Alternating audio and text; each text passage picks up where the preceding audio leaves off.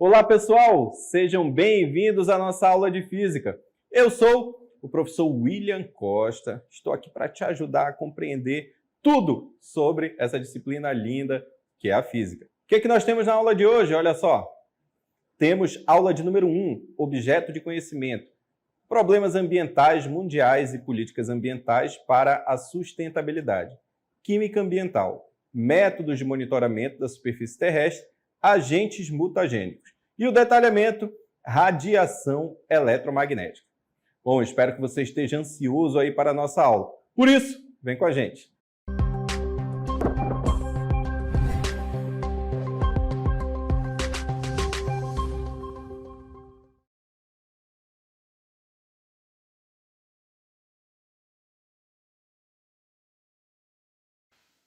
Então é isso aí, pessoal. Hoje nós vamos iniciar nossas aulas aqui de física tratando sobre radiação eletromagnética.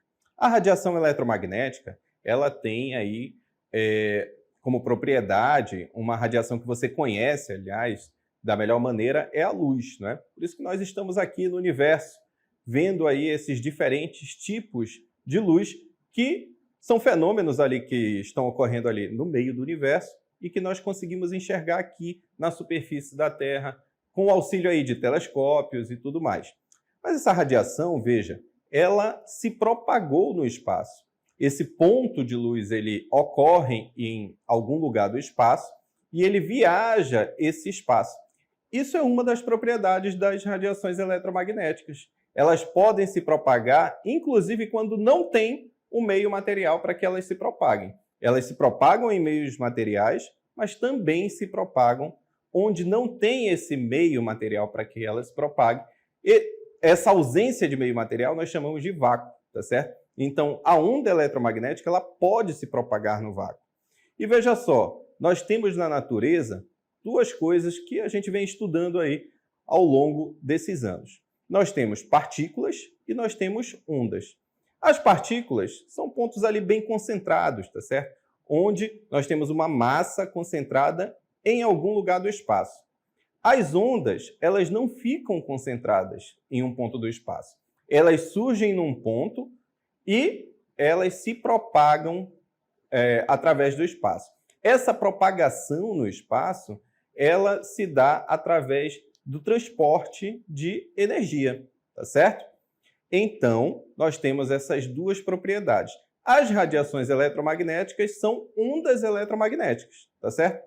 Então, nós vamos começar o estudo aí, olha, das nossas ondas eletromagnéticas. Olha só.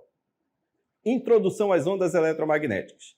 A radiação eletromagnética é uma das várias maneiras pelas quais a energia viaja no espaço. E o que são as ondas eletromagnéticas? Veja só. São aquelas originadas de uma carga elétrica oscilante, ou seja, essa carga elétrica ela está oscilando no espaço e a partir dessa oscilação nós temos a propagação das ondas eletromagnéticas. As ondas eletromagnéticas são compostas por ondas que oscilam perpendicularmente entre si. Uma das ondas é um campo magnético oscilante e a outra é um campo elétrico oscilante. Então veja só, quando nós temos aí, olha, uma carga elétrica oscilando, essa carga elétrica, o que acontece? Quando ela começa a oscilar, nós temos o surgimento aí de dois campos, um campo elétrico e um campo magnético, tá certo? O campo elétrico, ele é perpendicular, ou seja, forma um ângulo de 90 graus com o campo magnético, e aí nós temos a propagação de uma onda eletromagnética, tá certo? Também perpendicular esse campo elétrico e esse campo magnético, beleza? Uma propriedade importante das ondas eletromagnéticas que tem que ficar na sua mente é o seguinte: as ondas eletromagnéticas elas podem se propagar no vácuo, ou seja, elas se propagam tanto onde nós temos um meio material para que elas se propaguem, quanto onde não há um meio material para que elas se propaguem, tá certo? Então veja só, de onde surge uma onda eletromagnética? A partir de uma carga elétrica oscilante, tá certo? Quando essa carga elétrica começa a oscilar, nós temos o surgimento de uma radiação eletromagnética. Essa radiação vai se transportar aí ao longo do espaço, beleza? Olha só, nós temos também aí que essa onda eletromagnética ela tem outra característica bem definida, que é a sua velocidade. Olha só, as ondas eletromagnéticas podem se propagar em um meio e também no vácuo, que é onde não tem esse meio material. E aí nós temos uma imagem ilustrativa, olha, que nós temos o Sol e a Terra, os planetas ali, e a Terra, o nosso planeta. Veja só, a luz, ela parte lá do Sol e ela consegue chegar aqui até o planeta Terra. Como essa luz é uma onda eletromagnética, ela viaja pelo espaço, ela viaja pelo vácuo, tá certo? Ou seja, ali a luz partiu do Sol, não tem um meio material, não tem uma corda ligando o Sol até a Terra para que essa onda viaje. Mas mesmo assim ela consegue viajar. Se fosse o som, por exemplo, o som é uma onda mecânica, ele precisa de um meio material para se propagar. Então, se fosse o som partindo lá do Sol até aqui a superfície da Terra, nós não conseguiríamos escutar esse som. Por quê? Porque não tem um meio material para que esse som se propague, beleza? Por isso que as ondas eletromagnéticas têm essa propriedade especial, essa peculiaridade. Qual é a peculiaridade? Elas podem também viajar ali no vácuo, beleza? Elas partiram lá do Sol, não tem um meio material até aqui a Terra, e elas conseguiram chegar até aqui a superfície da Terra, tá certo? Isso é a luz, que é uma radiação, uma forma de radiação eletromagnética. Para caracterizar as ondas, nós temos algumas grandezas específicas, tá certo? Quando, por exemplo, nós estudamos a parte das partículas, nós vimos que as partículas elas tinham massa, elas tinham velocidade, elas tinham aceleração, nós podíamos determinar a posição dessa partícula no espaço, e nós precisamos, então, de um conjunto de variáveis para descrever melhor essas ondas. Então, nós vamos apresentar aqui o primeiro conjunto de variáveis para vocês. Olha só. Temos período, frequência e velocidade. Primeiro, vamos ver o que é o período. Olha, o período da onda eletromagnética é o intervalo de tempo necessário para a onda caminhar um comprimento de onda, tá certo? Então, o período é a quantidade de tempo necessário, é o intervalo de tempo necessário para a onda caminhar um comprimento de onda. Nós vamos representar a onda dessa forma, olha só. Representando por V a velocidade de propagação das ondas eletromagnéticas e o período por T nós temos o seguinte. Veja que aqui nas ondas a gente ainda tem, nessa onda, olha, que é essa linha aqui em amarelo, nós temos a amplitude, nós temos a crista da onda, que é o topo aqui dessa onda. E nós temos o vale, que é esse ponto mais baixo aqui da nossa onda, tá certo? A amplitude, que é a distância desse ponto até a crista da onda, tá certo? E nós temos o comprimento de onda, que vai ser a distância entre duas cristas ou dois vales, tudo bem? O período vai ser exatamente a quantidade de tempo necessário para que eu tenha um comprimento de onda, tá certo? Então, veja só, como é que eu vou determinar a velocidade? A velocidade, se você relembrar, nós temos que a velocidade era ΔS sobre ΔT, era o espaço percorrido pelo tempo. No nosso caso, o espaço vai ser o comprimento de onda e o tempo vai ser o período, tá certo? Essa é a equação da velocidade da nossa onda. Vai ser o comprimento de onda sobre o período. Mas também eu posso reescrever essa equação como lambda vezes f. Lambda é o nosso comprimento de onda e f é a nossa frequência. Então, veja só, nós acabamos de apresentar aí um conjunto de variáveis para vocês. Quais são? Primeiro, o comprimento de onda, né? O comprimento de onda, nós vimos ali que é a distância entre duas cristas ou dois vales, tá certo? E o período, que é exatamente esse intervalo de tempo aí que nós verificamos. Para determinar a velocidade, basta você pegar o comprimento de onda e dividir pelo período, tá certo? Comprimento de onda sobre o período, nós temos a velocidade de uma onda. Mas também eu posso reescrever essa equação como velocidade, como comprimento de onda, vezes a frequência. Mas o que é a frequência? Olha só, a frequência de uma onda, nós temos aí, chama-se frequência de uma onda eletromagnética, o inverso do período. Ela representa o número de períodos existentes na unidade de tempo.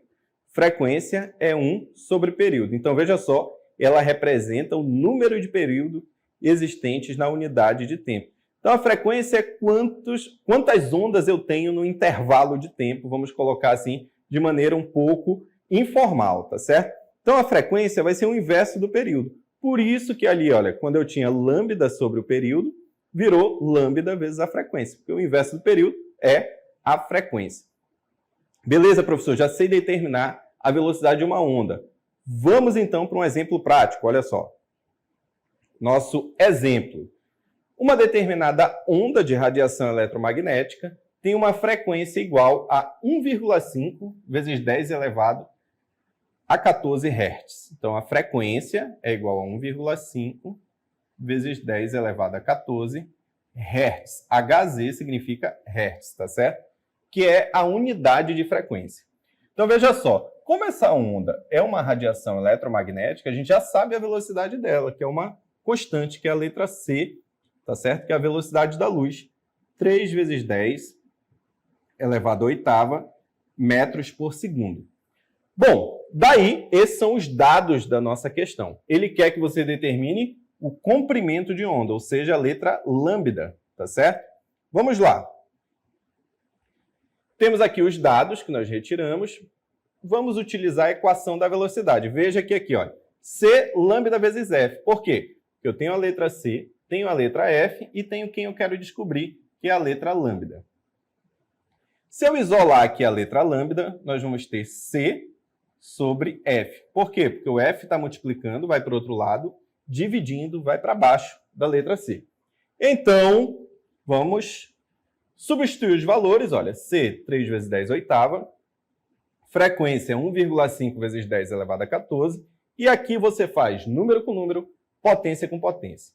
3 dividido por 1,5, 2. 10 elevado a oitava dividido por 10 elevado a 14, o que você vai fazer? Repete a base, que é o 10, e vai subtrair os expoentes. O expoente de cima menos o expoente de baixo. 8 menos 14. Que vai dar menos 6, não é? Você faz aqui, olha, sinais diferentes, você subtrai, vai dar 6, e repete o sinal do maior, que é o 14. O sinal que está na frente do 14 é o menos, por isso que deu menos 6. Por isso que nós temos aqui o resultado 2 vezes 10 elevado a menos 6. Então, tá aí, olha, nós temos o nosso resultado do comprimento de onda. Veja que é uma equação simples, né? Uma equação de velocidade, onde foi dada ali a velocidade da onda eletromagnética, 3 vezes 10 elevado a oitava. Nós tínhamos uma frequência e queríamos ali determinar o lambda, que é o comprimento de onda. Lambda é aquela letra grega, tá certo? Por isso que nós chamamos ali de comprimento de onda, ok? Só que veja bem, na natureza, a radiação eletromagnética, ela não se manifesta só através da luz visível, tá certo? Essa luz que você consegue enxergar. Nós temos outros tipos de ondas eletromagnéticas. E esses outros tipos de ondas eletromagnéticas, elas têm características bem definidas. Elas têm comprimento de onda e frequência bem definidos. E o que foi feito? Organizou-se todas essas diferentes ondas eletromagnéticas em algo que nós chamamos de espectro eletromagnético. Ou seja, a partir ali do comprimento de onda e da frequência, nós organizamos os tipos de ondas eletromagnéticas em um espectro eletromagnético. Por quê, professor? Porque não existe só a luz visível como radiação eletromagnética. Por exemplo, existe o infravermelho, existem as microondas, existem os raios-x, os raios gamas, e tudo isso foi organizado em um espectro eletromagnético. Veja só, no espectro eletromagnético, podemos encontrar o intervalo completo de todos os possíveis comprimentos de onda de radiação eletromagnética. Então, veja, nós temos aqui tudo bem organizadinho, olha. Nós temos os raios gama, certo? Temos os raios X, os raios ultravioletas. Aí essa faixa aqui, olha, é o espectro visível, é aquilo que os nossos olhos conseguem enxergar, tá certo? Esse espectro visível é o intervalo aqui, olha, de comprimento de onda que nós temos, que o olho humano fica sensível, tá certo? Então, nós conseguimos enxergar nesse intervalo aqui de comprimento de onda, tudo bem? E aí nós temos o infravermelho, nós temos as microondas, temos as ondas de rádio e temos as ondas de raio longas, tá certo? Veja que elas estão organizadas a partir da ordem aqui do comprimento de onda ou mesmo aqui da frequência, olha, aumento da frequência, e nós temos aqui o aumento do comprimento de onda. Aumento do comprimento de onda vai da esquerda para a direita e o aumento da frequência vai da direita para a esquerda, tá certo? Então, esse é o nosso espectro eletromagnético. Mas nós podemos explorar ainda mais o espectro eletromagnético, olha só. Aqui nós temos os comprimentos de onda, né, do tipo de radiação, ondas de rádio, nós temos micro-ondas, infravermelho, a luz visível 0,5 vezes 10 elevado a menos 6, nós temos ultravioleta, raio-x, raios gamas, e nós temos a frequência aqui, olha, a frequência, por exemplo, das ondas de rádio é 10 elevado a quarta, nós temos também aqui da luz visível 10 elevado a 15, dos raios gamas 10 elevado a 20 Hz, e assim por diante. Veja também que essa frequência, ela está organizando também, a frequência e o comprimento de onda, organiza também a temperatura dos objetos nas quais essa radiação é o comprimento de onda mais intenso emitido. E aí nós temos, por exemplo, aqui ó, em menos 272 Kelvin. Nós temos aqui as micro-ondas, nós temos aqui, olha, em 10.000 Kelvin, nós já temos aqui a luz visível sendo emitida, e assim vai, tá certo? Então, veja que tem uma relação também entre a temperatura do objeto e a emissão de ondas eletromagnéticas. Algumas câmeras, por exemplo, elas conseguem enxergar, são chamadas de câmeras térmicas, elas conseguem enxergar onde tem a emissão de uma radiação eletromagnética, tá certo? Ali, através de um colorido, não é? As zonas em que a temperatura é maior, as zonas em que a temperatura é menor, e assim nós temos a emissão também de ondas eletromagnéticas. Por exemplo, o Sol também é determinado quais são as radiações ali, os tipos de onda eletromagnética que são emitidas, também se faz a partir da determinação ali da temperatura do Sol, tá certo? Bom, mas nós trabalhamos ali que, bem ali no centro do nosso espectro eletromagnético, nós vimos que tem um espectro visível, né? Uma parte das ondas eletromagnéticas que é visível, que os olhos humanos são sensíveis ao ponto de enxergar essa luz, não é? Por isso que nós vamos ver agora o espectro visível, olha só. O espectro visível, também chamado de espectro óptico, é a porção do espectro eletromagnético cuja radiação é composta por fótons, capazes de sensibilizar o olho humano de uma pessoa normal. Identifica-se a correspondente faixa de radiação por luz visível ou simplesmente luz. E aí nós temos os comprimentos de onda. Olha. Os comprimentos de onda nessa faixa de radiação estão compreendidos entre 380 nanômetros, tá certo? Que é o violeta, e 750 nanômetros, que é o vermelho. Veja que na nossa imagem nós temos um prisma, tá certo? O que é que acontece aí nesse prisma? Incide-se uma luz branca, a luz do Sol, tá certo? Nesse prisma, e nós temos a decomposição aí dessa luz branca nessas cores que a gente pode observar aí. Violeta, o azul, o verde, o amarelo e o vermelho. Esses comprimentos de ondas de cada parte dessa é bem definido. Veja que o violeta está ali, ó, 380 nanômetros. E o vermelho está ali nos 750 nanômetros. Nós organizamos tudo isso numa tabela, olha só. Temos aí, na tabela, relacionando a cor e o comprimento de onda. A cor, nós temos o violeta, 380 a 435 nanômetros. Temos o azul, 435 a 500. Temos o ciano, de 500 a 520. Temos o verde, 520 a 565. Tem um amarelo aí, olha, 565 a 590. O laranja, 590 a 625. E o vermelho, 625 a 740 nanômetros. Então, veja bem, a luz do Sol é a luz branca. Nós temos a decomposição dessa luz branca ali nas cores que a gente consegue enxergar no espectro visível. Cada cor tem um comprimento de onda bem definido, como nós vimos na nossa tabelinha. Tudo bem? Só que alguns problemas foram surgindo aí a partir dessa explicação da natureza. Um deles é que o corpo negro ele emite uma radiação. E isso foi um dos problemas que fez com que a mecânica clássica ela não fosse mais entendida como uma teoria completa, tá certo? E aí, a explicação dessa radiação do corpo negro, ela veio a partir de uma outra teoria. Foi uma revolução no início do século XX na área da física, que é a teoria da mecânica quântica, tá certo? Nós vamos ver como houve aí a quantização da energia. Olha só, quantização de energia e a dupla natureza da luz. Veja, Planck descobriu que a radiação eletromagnética emitida por corpos negros não poderia ser explicada pela física clássica, que considerava que a matéria poderia absorver ou emitir qualquer grandeza de radiação eletromagnética. Então, Planck observou, olha, que na verdade a matéria absorvia ou emitia energia apenas em múltiplos de números inteiros do valor H, que nós vamos chamar de constante de Planck, e F, que é a frequência, tá certo? Então, nós temos aí, olha, toda a matéria, toda energia emitida ou absorvida pela matéria era sempre em múltiplos inteiros do valor H vezes F, tá certo? Onde F é a frequência da luz absorvida ou emitida. A esse princípio nós chamamos de princípio da quantização da energia, ou seja, que a energia ela é emitida ou absorvida através de pequenos pacotes, que são os quantas de energia, tá certo?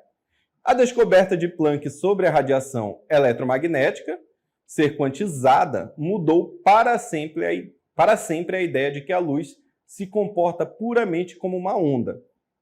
Na verdade, a luz mostrou ter tanto as propriedades de onda quanto as propriedades de partícula. Então, veja só, olha só a revolução dessa descoberta, tá certo? Dessa explicação. Nós vimos que a energia absorvida ou emitida, ela é absorvida ou emitida em pequenos pacotes, múltiplos desse valor aí, H vezes F, tá certo? E a partir daí, o que aconteceu? Que entendeu-se também que a luz também pode ter um comportamento corpuscular, que é o quê? Que é quando nós temos a interpretação da luz como partículas. Essa era uma ideia que Newton chegou a ter, mas que foi contestada na época por outro físico chamado Huygens, tá certo? Então veja só, nós temos aí o entendimento que a luz pode ser tanto onda quanto partícula, tá certo? E quando ela é partícula, ela tem um nome especial, veja só. O nome é fóton. Um fóton é a partícula elementar, ou quantum da luz. Os fótons podem ser absorvidos ou emitidos por átomos e moléculas. Veja só, nós vamos ver agora as condições para um fóton ser absorvido ou a condição para que o fóton seja emitido. Quando um fóton é absorvido, sua energia é transferida para o átomo ou molécula. Então, quando o fóton é absorvido, a energia vai ser transferida para o átomo ou molécula, tá certo? Quando um átomo ou molécula perde energia, ele emite um fóton, que carrega uma energia exatamente igual à perda de energia do átomo ou molécula. Então, veja, nós temos aí as condições da absorção e da emissão de fótons pelos átomos. Essa relação é dada pela equação de Planck, ó. E igual a H vezes F. H é a constante de Planck e F é a frequência desse fóton, tá certo? É uma continha bem simples. Essa constante de Planck já tem um valor definido, 6,6 vezes 10 elevado a 34 joules vezes segundo. E a frequência aí é a frequência do fóton, tá certo? Que é dada em Hertz. Você, a partir dessa multiplicação aí da constante de Planck vezes a frequência do fóton, você tem a energia que foi emitida ou a energia que foi absorvida pelo fóton, beleza? Ou pelo átomo. Bom, então, pessoal, essas são as características aí da emissão e da absorção. Veja, a luz ela pode ser tanto onda, que aí nós apresentamos as ondas eletromagnéticas, quanto partículas. Essa partícula é o fóton. Nós chamamos esse comportamento de dualidade, comportamento dual da luz, tá certo? Foi uma hipótese que surgiu ali com o de Broglie. Só que veja bem, essa radiação eletromagnética ela também é utilizada em outras áreas, tá certo? Não só na física, não só para a iluminação dos corpos, né, ou a iluminação da cidade. Em outras áreas também, como na medicina, como na tecnologia e tudo mais. A radiação ela revolucionou mesmo a nossa tecnologia e a medicina. E existe um trabalho que o físico faz, que é exatamente fiscalizar essas emissões aí de ondas eletromagnéticas, tá certo? De alguns tipos de ondas eletromagnéticas. Esses tipos são classificados em radiações ionizantes e não ionizantes, tá certo? Então é um físico que faz esse trabalho de fiscalização, como por exemplo, quando nós temos ali a região do hospital onde se faz o raio-x. Lá existe a emissão de uma onda eletromagnética que é o raio-x, tá certo? Nesse local, um físico analisou o projeto, tá certo? Para ver se o projeto estava de acordo com as regras, né, que são estabelecidas aí de saúde e segurança do trabalhador e também para as pessoas em geral. Por isso que nós convidamos hoje um físico que é fiscal de saúde, tá certo? Que verifica essas áreas do hospital, para falar um pouquinho para vocês sobre o trabalho do físico e sobre essas radiações. Olha só. Olá, meu nome é Jarson Braz, eu sou fiscal de saúde físico da Vigilância Sanitária do município de Manaus. O trabalho do fiscal de saúde físico ele está voltado em inspeção em serviços relacionados às ações de proteção radiológica dos serviços, né? E por que essas proteções radiológicas elas são importantes?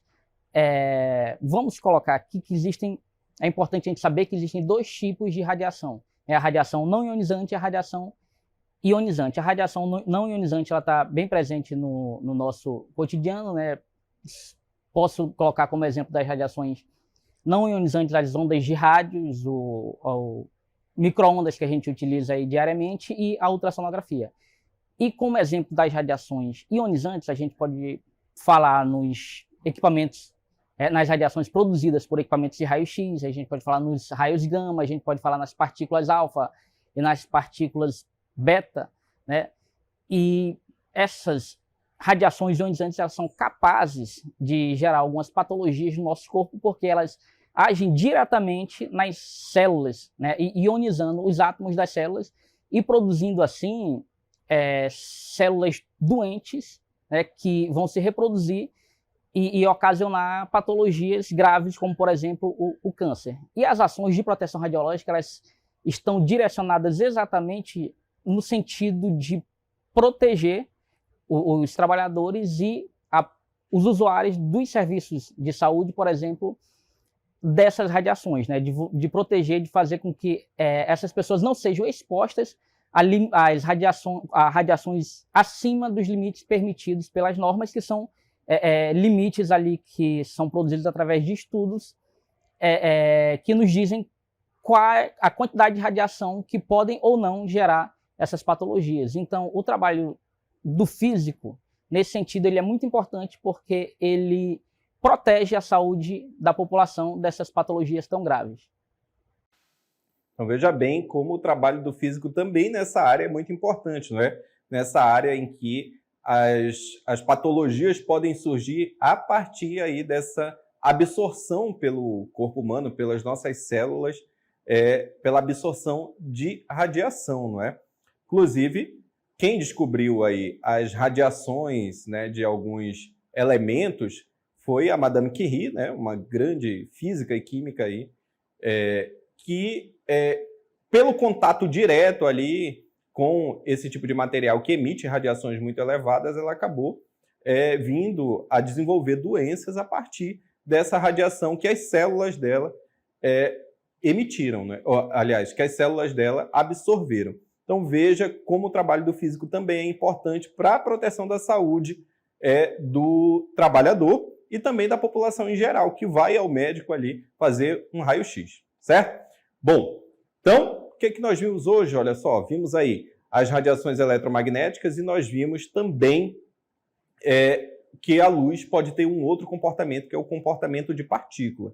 Então, a luz pode ser tanto uma onda, a radiação eletromagnética, quanto partícula, que são os fótons. E essas partículas, que são os fótons, não possuem massa e elas explicam vários outros fenômenos aí, vários outros fenômenos físicos. Pessoal, espero que vocês tenham gostado da aula de hoje, tenham visto aí que o trabalho do físico é muito importante para a saúde das pessoas também. Inclusive, existe uma área da física chamada física médica, que cuida aí dessa parte, tá certo? Para conhecer mais sobre esses assuntos aí ligados à radiação e à sua absorção pelo corpo humano. Pessoal, aqui eu me despeço de vocês e nós nos encontramos numa próxima.